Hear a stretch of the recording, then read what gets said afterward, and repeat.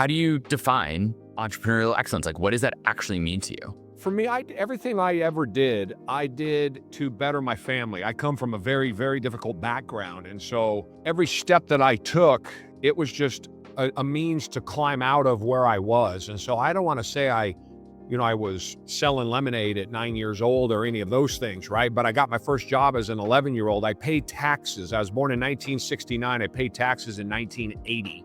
I've never not paid taxes since, and that was a legit job for a restaurant that I didn't have any connection to. And then when I was 12, International House of Pancakes said they'd pay me 50 cents more and let me work both weekend days. And so I moved on to that job. And so for me, it was just continuing to have steps up. I got approached at 28 years old to start a company. Honestly, man, I don't think I knew what the word entrepreneur meant. I bet I didn't at 28 years old. I knew what business owner meant. I was running a company, a transportation company for a lady at the time, all of the operations. I'd grown some kind of people got to know me and I had some sense of what I was doing or what I was about. We were pretty profitable. We did a pretty good job. And so I got offered an opportunity to go start a company with somebody else that was going to finance it. And so I jumped on it. And the reality was, even then, if I knew what I was getting into, I don't think I would have done it. So entrepreneurial for me is just a means to an end, really, to this day. I love business. I love the game of business. I have learned to love it, even as I have had my ups and my downs.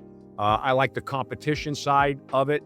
I hate the failure, but I love that part of it, right? And I've had some spectacular flameouts. But along the way, my children, just graduating from high school would have been an event. But my 3 kids, I've been married for 30 years, which is unimaginable to a 25-year-old Jerry or a 17-year-old Jerry that's living with hookers and heroin addicts in a $25 a week flop house, right? While he's holding down a full-time job.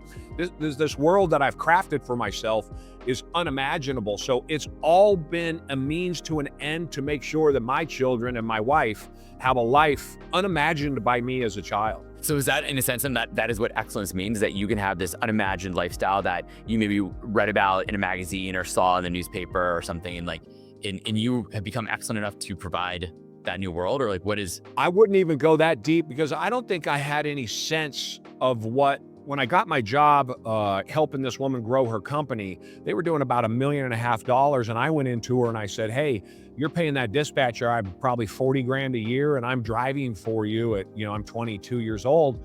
How about you let me do that job?" And she's like, "Oh, I can't do that." I said, No. She's not good at it. I think I can do it. I'll do it for $10 an hour.